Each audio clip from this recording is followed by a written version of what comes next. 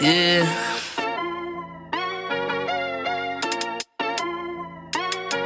Yeah. Look at me. Bench mob, they're speaking the facts that you wanna hear. They rep a jersey, the vision is clear. Diamonds glisten like a chandelier. You know what I'm here for, like Marshawn Lynch. At clutch time, we do not flinch. Real brothers, we do not switch. Hit home runs with the right pitch. Who run the city?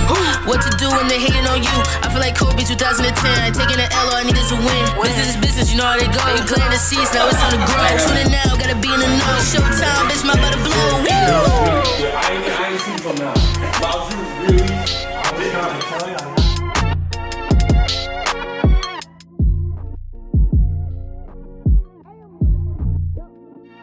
Next my podcast. What's up, bro?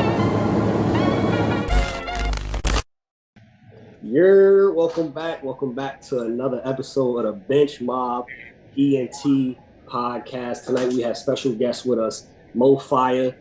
I mean, we got the rapper, we got the actor, we have, he has his own studio, he has his recording, he has fashion.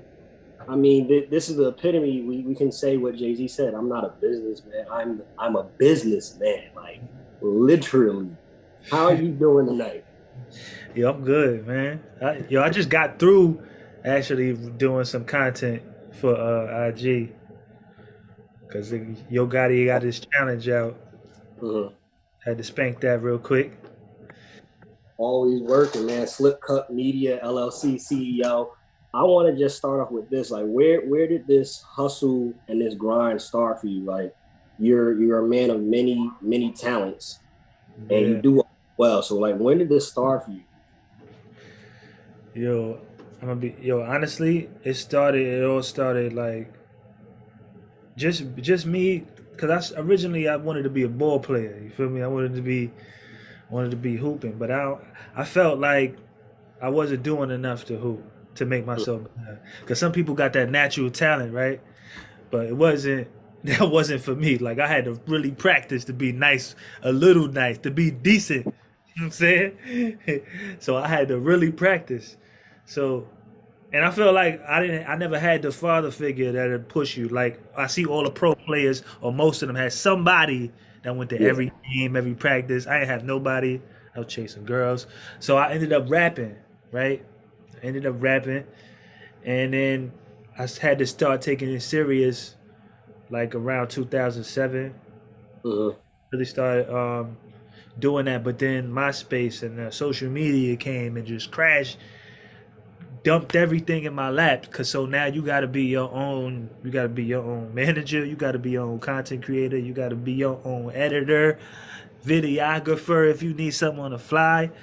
And then so I had to learn all these things, and I started learning them slowly. Because first I went to audio engineering school. I went to IAR for audio engineering because I felt like my sound could be better, and I was starting to get like little studio equipment like mics and shit like that. Things like that, excuse me. But I had to get little by little. So being in that audio school, we had a video project that we had to do. And I'm like, doing this, because we had to put the sound to the video. So doing this made me want to do video editing now. Now I'm the editing guy now. So I started doing my own my music videos. I started editing them. Went from Clap For Me, started at that one, and then I went to, I don't know, it was like most of my videos I edited, actually. So then after I'm editing videos constantly doing it, I'm like, I might as well get paid for this. And started up an account or something, because I'm getting nice. Like, my content is coming out pretty nice. So I'm like, all right, so I got together with my girl, Nadia, Queen. I got with Alex, because he went to school too. He went to SAE for audio. So I'm like, if we could do audio and video, that'd be dope all together and make it a full production company. So we got the LLC, Slip Cut Media, And we ain't even for Slip Cut Media. We was like struggling on names. Like we was throwing everything out of there. And you know, you got to Google the names first because you don't want to get like trade marketing, lawsuits and all that. So we was googling mad names like Bleep Bloop. They had Bleep Bloop. It was gone. It was gone. So I think I came up with Slip Cut. I'm gonna say I came up with it. But I can't slip because I thought of slip knot like a magician. Yeah. Like Slip Cut because we cut and edit videos. So then I started after that, like I started doing like the film festival, the Newark Film Festival. They needed music in their spot. So I was there a lot, you know what I mean? So I started playing my playlist. And people like my playlist that was on it because I'm a master with these playlists on Spotify and all that. Like I'm just create super playlists. I got bedroom music. One of them is called the Boom Boom Room. and then I got I did all that and I downloaded a DJ app, DJ Pro I think it was, whatever it was. I downloaded it. And I started scratching on the app. And I'm like, oh, I'm nice with this too. It's time to get paid. It's time to get paid. So I'm like, let me get a controller. I got a little controller started with. And it started getting more. I started to get clients. And I'm like, yo, let me get another one. Let me get a bigger one. And it just kept going. Like, yo, I feel like you shouldn't stop. Once you get the ball rolling, if you passionate about it, I feel like you shouldn't stop at all. Like nothing should stop you really, cause you got all the tools. You got this internet. You got YouTube. You got anything. You feel me? That's true. That's true. So you mentioned, you wanted to be a ball player, and then you ended up transitioning into rap. What age did you write your first rap? What age? Yo, I think I had to be 17. No. I take that back. I think I was 16. I had to be 16. 16. What inspired you? What caused you to write that first one? My boy Jay Gibb, Jason. He was in my high school class, right? So I guess we was doing some classroom battle or something. I don't know what we was doing, but hey, he was writing bars. And he was rapping them, and everybody was like, "Ooh," because in New York, and you know what I'm noticing? A lot of people don't value punchlines like New Yorkers do, or New Jersey, Philly, like this type of area. A lot of now it like a punchline really won't matter to other people, the new crowd, but that's what I started from because he said something in class that had me like, ooh, something about snatch your spine and tell your friends I got your back. That's what he said. Snatch your spine and tell your friends I got your back. And everybody was like, ooh. And I was like, oh, I started writing my line low key. I started writing my little corny. Then I started rapping with him. They was looking at me sideways though because I was trash, so I had to work on that, and I got better with it. And once I started getting the oohs and the eyes, I was like, oh, I'm doing this. And we started doing shows. I got with my group Style Boys. That's the clothing line. That's for the merch. Style Life. And then we started our own record label, Style Boys Music Group, and we was doing shows like when we started doing shows, it was MySpace, and it was just going from show to show, dealing with the promoters, bringing 30 people on the stage before we'd go on. Open mic is crazy. It's crazy. Definitely, yeah. So you mentioned that, right? So with you saying that, of course, you started off, you weren't that good, you was trash. What did you do to develop your pen to get better lyrically? To be honest, it kind of just came to me because I saw what it took to have that kind of mindset. Like your bars got to be kind of outside of the box. Like instead of saying something one way, you could say it another way. And it took me a while to get to, as far as my delivery, because I always wanted a better voice. You know what I mean? Like when I heard Kanye say he'll give his pinky to have Busta Rhymes' voice or something like that, I was like, yo, I used to feel the same way because I wanted that voice, that DMX, that Biggie, that Jadakiss. Like when you hear it, you like, oh, what's this? You know what I'm saying?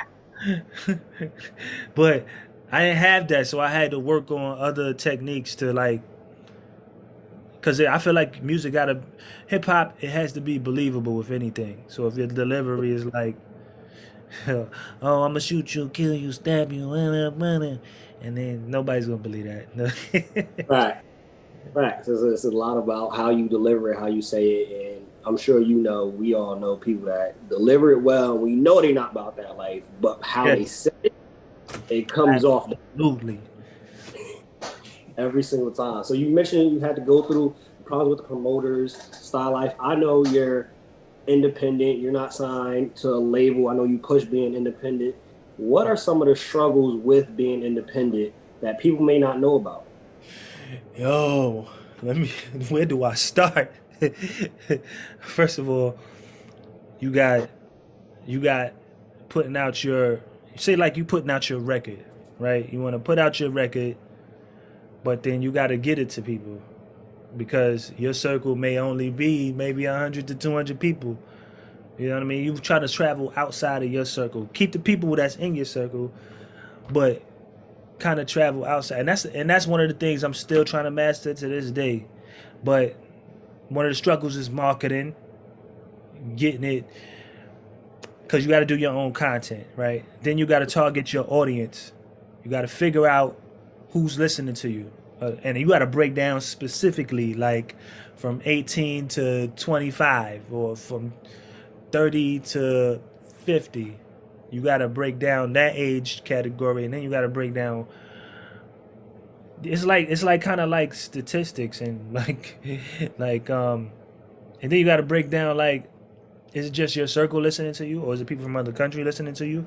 You can get this information like if you do ads, you do boost ads on like Instagram, Facebook, and it'll give you that information because it'll break down who's exactly is listening to you. So you got to do that. Then you got to know times you can post. Like if you drop the record midnight and your audience ain't up, like they're gonna miss that whole drop.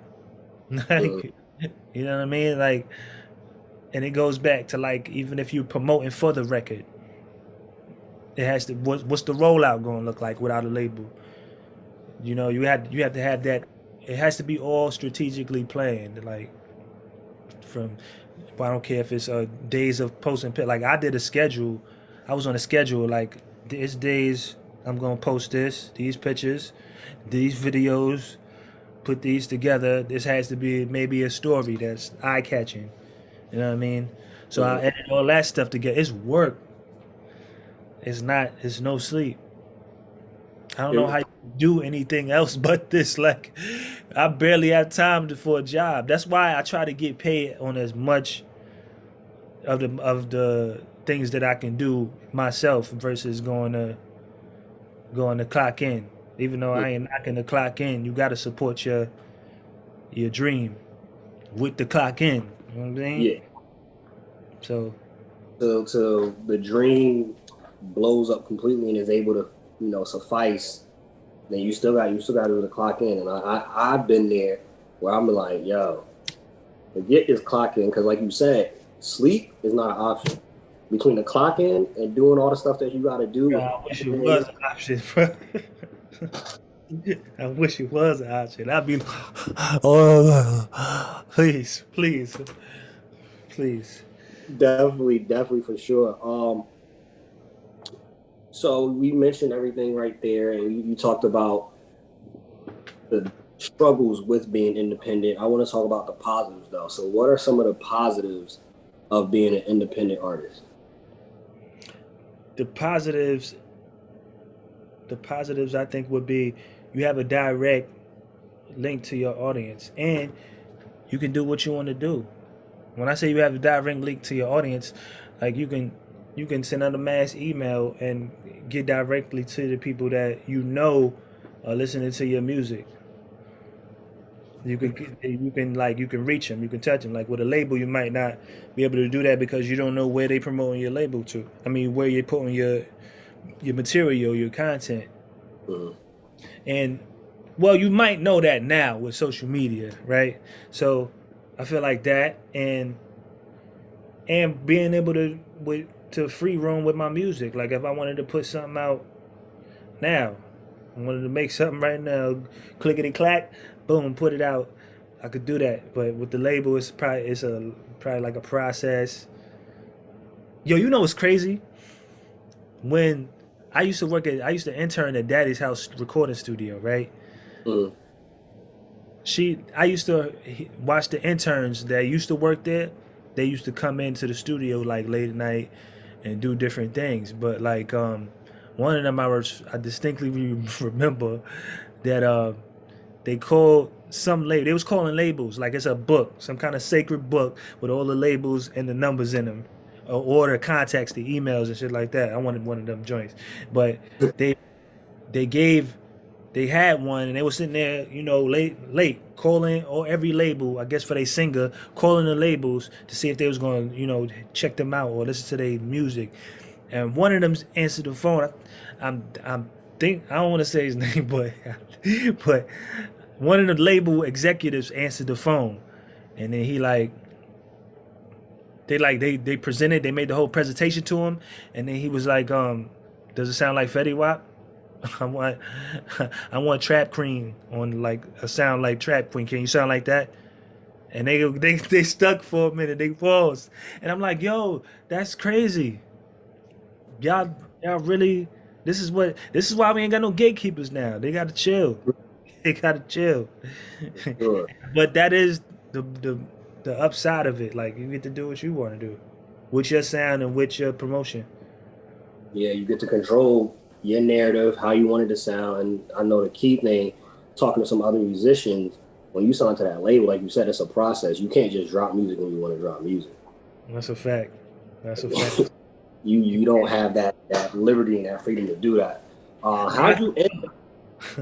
Like I got my new song out. It's called "What the Booty Do." It's coming out, and the label hit you up like, "Nah, it's not."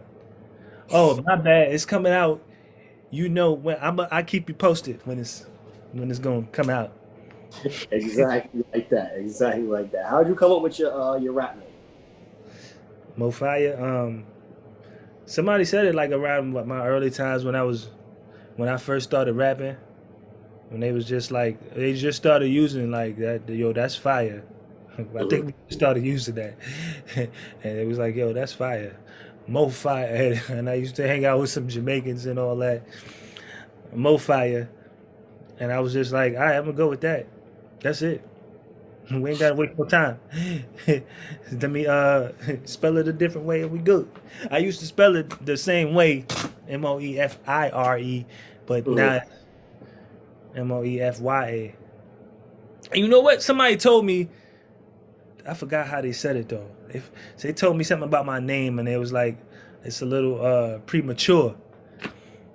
But then I'm like, it's mad names out here that's premature right now. Your name is only what you can make it. Exactly. You You that's all that matters. Yeah, that's it. So you got the fashion, you got the clothing line, man. I can say for our listeners and our viewers, they can go check out your page. I think I could put you down as somebody that's fashionable, that has good taste in clothing designs and stuff like that. If you had to define, yes, sir. If you had to define fashion, how would you define it? If I had to define fashion in one word, or like However you would define it. That's a good question. Let me yeah. I would define it as like art. Like its name is nameless, meaning like you couldn't give it a brand name and you kind of paint your own picture with your background. You know what I mean? Like if you from the hood, you can mix it up with some high fashion. You know what I mean? That's what I like to do. Mhm. You put a little blend of the hood and the high fashion, so it's not too much of them, but it's more of me. It's just the ultimate. I feel like it's the ultimate representation of you. Your first impression is your best impression. Before you open your mouth, like, oh hey slick, hey where you going? Hey, you know the old heads. Oh Yeah, hey slick, wait, give me five. for sure, for sure. If there was anything at all that you could change about your music career, what would it be? I think I wish I would have started sooner. Mm, I think I would. I wish I would have started sooner, cause I wasn't focused on it early on. You know what I mm, mean? We was just outside all the time. We was just out doing whatever, and I wasn't really focused on rapping how to really take it to the next level. mm. And so when the social media and everything started dropping, it was just like it was fast. It was fast. I was like, "Damn," you know what I mean? So I should have got it. That's the only thing that I would have, I would have wanted to see how it would be if I was in there earlier. Mm. Interesting. I mean, everything happens for a reason. Yeah, I I feel think like you, yeah, I think you're in a good position now. That's obviously a what if, but hey, like I said, you got a lot under your belt and you doing it all pretty well with no problem. What inspired the clothing line? Like what caused you and your boys like, hey, let's start a clothing line? we always was tossing up and down the idea of having merch for our group, and we ain't established that till we got the LLC for the business, and then we started doing merch, and we need something that's lucrative in there besides just the music, because the streams come slow. The stream money comes slow, and I mean, if you don't have a huge fan base, and you need something that's lucrative. So basically, we started creating the Style Life headbands. Then we had the shirts. Y'all can go to stylelife.com for that. And yeah, that's how we basically got to the clothing line. Like, I really want to do more with it too, but I don't want to get too ahead of myself, get crazy with it. But yeah, it's dope. We got a good amount of merch though right now. T-shirts, headbands, socks. We got socks, hats. You know what I mean? Like, it's coming along. Growing up, before we transition to with the quick next segment, growing up, who were some of your musical inspirations? Oh, off top, Biggie, uh, DMX, Hove, Mystical. Um, there's a couple more in there. That's off top. Yeah, there's a couple. Jada Kiss, Hmm. Scarface. I like just the lyrical ones and the ones that I listen to two things when it comes to rap, because anybody could rhyme over a beat. Anybody could be nice at least once. Hmm.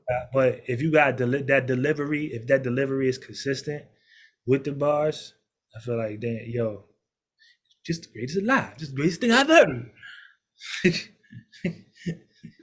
So I know in a lot of your music videos, you direct, you produce, but you actually star in them also. You even have it in your bio.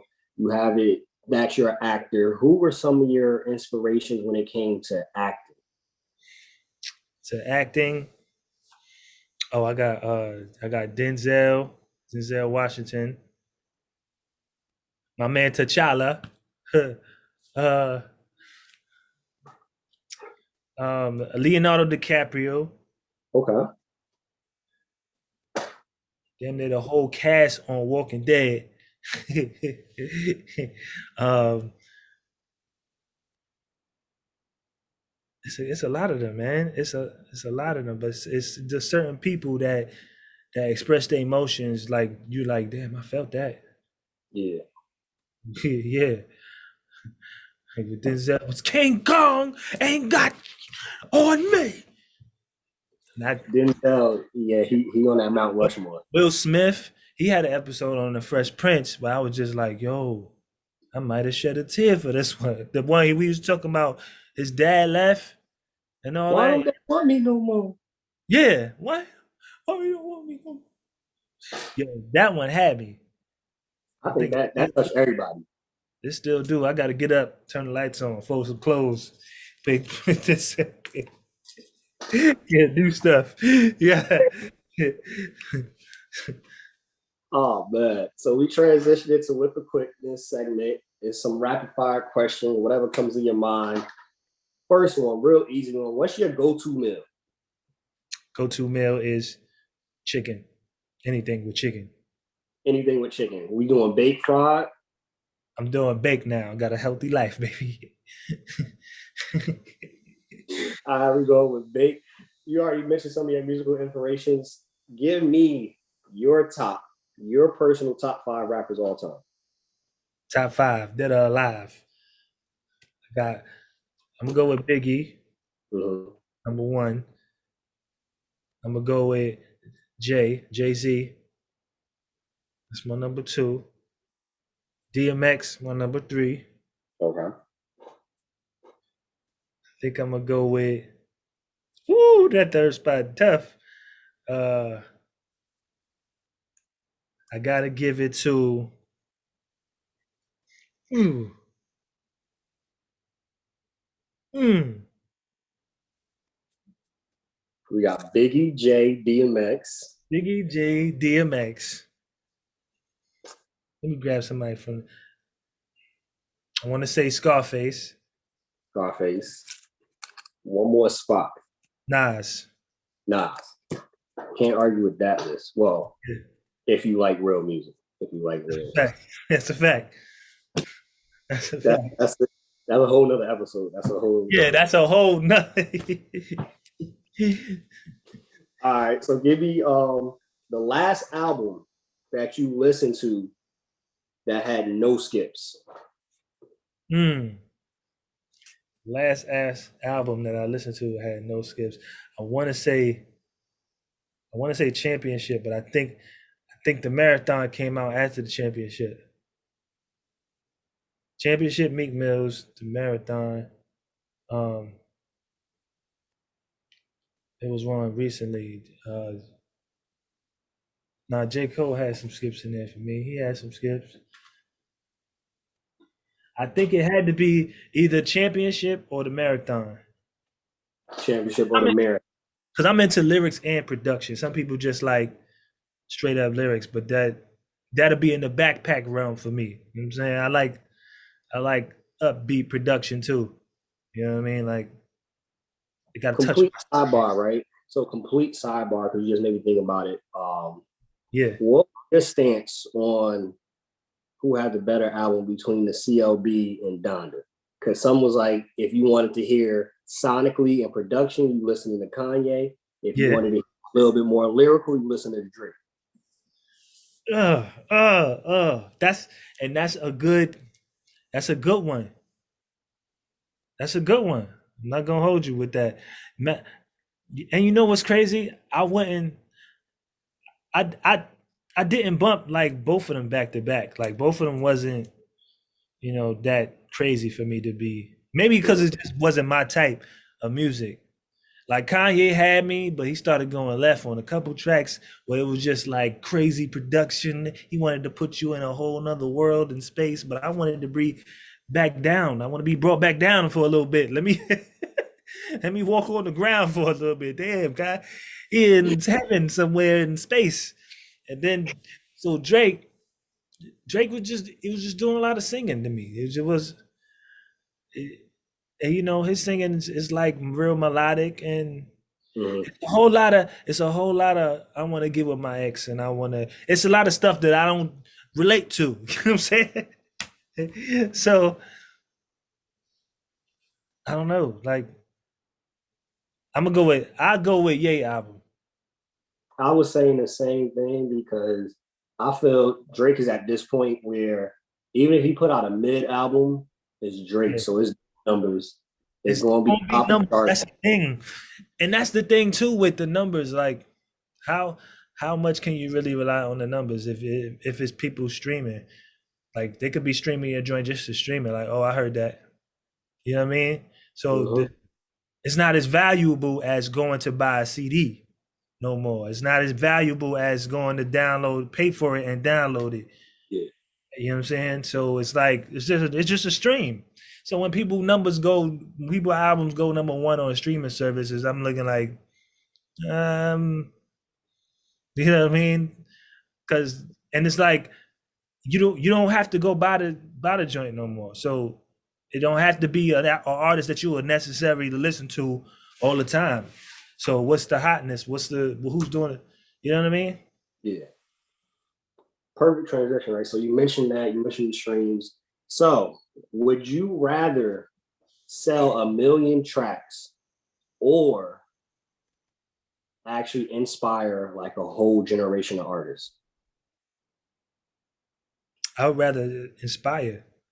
That's what I do this for. Like if I could inspire a whole generation of artists, that'd be dope as hell. It'd be dope. But I think you would have to sell millions in order to do that. Mm. So it's Because cool.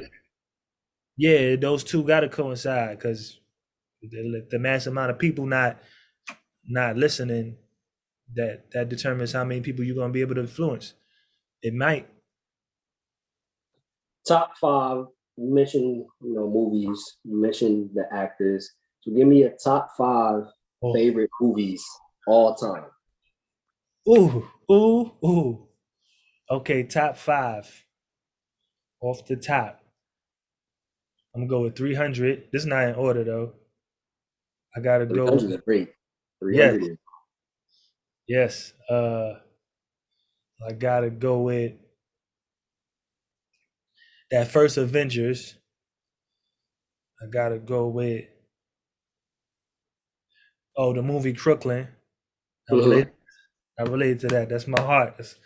Uh, what I got three. Yeah. Okay, I want to say The Departed. Is it Departed? Matt Damon? I think so. That's Departed. Yeah, The Departed. Um, The Dark Knight. Of course. Yeah, yeah. I think that was five, right? That's five. Yeah. I got the Joker tatted on my leg. That That Dark Knight, bruh. Yeah, different. yeah. Different. That Last was one wicked we good. going last one we're gonna get you out of here with. Again, we thank you. We are grateful that you hopped on tonight with us. Top five, not top five. Give me five people, dead or alive, that you'd like to have a cipher with. Dead or alive, I want to be in the mix with the greats. I'm not even gonna hold you. Dead or alive, I'm bringing Biggie back. I want to be in there with Hove. Mm-hmm. Not not Hove now with the dread Hove. I want Hove back from yes, y'all. Jigga man be balling. Leave chicks pigeon toes. Some of them be woo. Let me get in there with and I want hold on. I want Biggie, Jay. I Mm-hmm. want Beanie Siegel in that cipher. I want Jadakiss in that cipher, and I want Ludacris in that cipher. Ooh, Yeah, ooh, you throw Luda in mix too. Ooh, yeah, yeah. yeah, We yeah, put that on BET. We tuning into that cipher right there. yeah, We yeah, yeah. And I'm in that. I'm gonna be auditioning in the mirror because I'm going hard. There's no way I'm lacking. There's no way I'm lacking on that. facts. But again, Moefya hopped on with us. We'll put all the information up there. You already know. Y'all need to go to Star Life benchmob.com. Get the merch. You need to go to Moefya, follow him on IG. All the information will be up there. We're going to post it. We're going to share it. All that good stuff. But y'all know the vibes. Bench Mob. If you stay ready, you don't got to get ready. We out. Peace.